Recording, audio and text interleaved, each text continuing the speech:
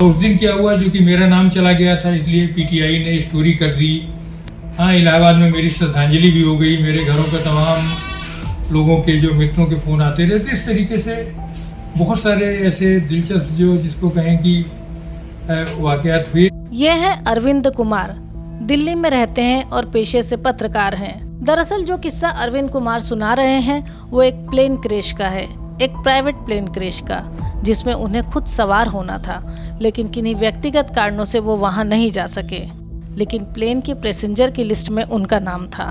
सिंधिया जी ने मुझे निजी तौर पर अनुरोध किया कि आप भी मेरे साथ चलेंगे। सिंधिया जी ने मुझे बात किया कि कल जाना, तो मैं तैयार था, लेकिन 29 तारीख की रात में लेट नाइट मेरी बिल्कुल नई गाड़ी, जो कि मुश्किल से 500 किलोमीटर चली थी, वो चोरी हो गई। अब ये संयोग है कि गाड़ी का चोरी होना, और इसके पहले मेरा नाम जा चुका था और वहाँ जिला प्रशासन को नाम भेजे गए थे जो 8 लोगों के, उसमें से मेरा भी नाम था। सुबह सुबह पुलिस वाले आए और उन्होंने वेरीफाई किया, मौका मुआयना किया।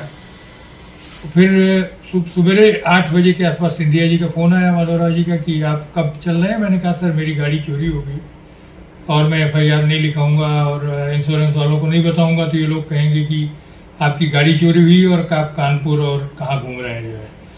तो सिंधिया जी ने कहा कि ठीक है, आप एफआईआर की कॉपी लेके सीधे एयरपोर्ट आ जाओ। लेकिन संयोग से जो आईओ था, जिसने आके वेरीफाई किया था, मौका मुआयना किया, उसने जो है उस गाड़ी को उस एक जगह झगड़े में जाना पड़ गया, तो वो मेरी जहाज उड़ गई और मैं पकड़ नहीं पाया। सितंबर का महीना था, 30 सितंबर 2001। बारिश का दौर जारी था। इतने में खबर आई कि मैनपुरी के पास एक प्लेन क्रैश हुआ। इससे ज्यादा जानकारी किसी और के पास नहीं थी। आसमान पर घने काले बादलों का डेरा, उस पर से प्लेन क्रैश की खबर, मानो प्रकृति कोई संदेश दे रही है कि कुछ ऐसा हुआ है जो अनहोनी है। भैंसौली गांव के पास जो है एक जहाज क्रैश हुआ है। उस दिन मौसम बहुत ख़राब था, पानी बरस रहा था। किसी तरह से हम लोग मौके पर पहुंचे तो इनका जहाज एक खेत में पड़ा हुआ था। इसके बाद जो है बड़ी भीड़ इकट्ठी हो गई। पुलिस प्रशासन जो है तत्कालीन एएसपी आर.एन. शर्मा वो पुलिस बल के साथ मौके पर पहुंच गई। ये अंदाज किया गया कि आकाशीय बिजली गिरी, उस बिजली गिरने से जहाज क्रैश हुआ, उसमें ये लोग एक्सपायर हुए। प्लेन का संपर्क पहले ही एटीसी से टूट चुका था और उसमें सवार लोगों को लगातार फोन किए जा रहे थे। इसी दौरान अरविंद सिंह को भी एक फोन आया। मेरे मोबाइल पर फोन आया कि अरविंद जी आप कहाँ हो, महाराजा साहब का फोन नहीं लग रहा है, किसी और का फोन नहीं लग रहा है, क्या हुआ? जो इनका जहाज सिंधिया साहब का लोकेट नहीं हो पा रहा, कहाँ चला गया, कहाँ गया, कुछ पता नहीं चल रहा। घटना दोपहर तकरीबन 1 बजे की है, इसलिए राहत की टीमें जल्दी पहुंची।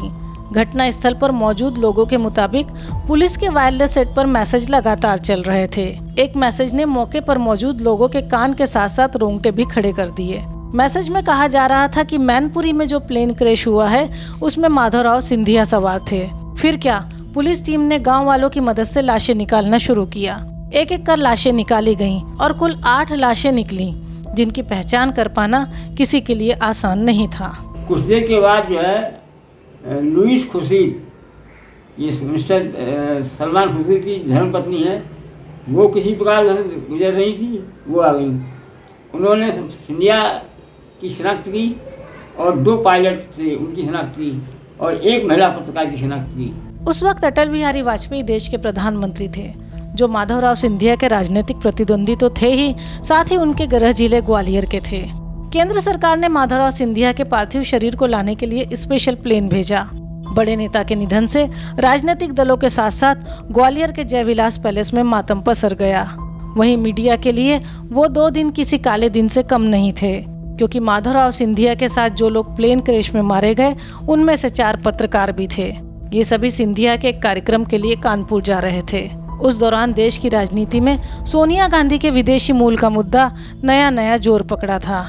वहीं माधवराव सिंधिया की मौत के बाद कांग्रेस में एक होनहार और युवा नेता की कमी पार्टी में झलकने लगी। आज माधवराव सिंधिया होते तो कांग्रेस पार्टी के अंदर एक अलग सीन होता, और उनका जो खास तौर पर रेल राज्य मंत्री के तौर पर उनका जो योगदान रहा, बाद में जो जिस तरीके से जो भी महकमे ने मिले, जिस तरीके से एक करिश्मेटिक लीडर के तौर पर वो काम कर रहे थे, खेती बाड़ी किसानों की समस्याओं को लेकर के उभार रहे थे। मुझे लगता है कि मेरा उनका आखिरी दौर में कम से कम 1-1.5 साल से मेरे उनके बहुत अच्छे संबंध थे। मैंने उनसे बहुत कुछ सीखा, समझा भी है, और मुझे लगता है कि उनका जाना एक बड़ी क्षति रहा है।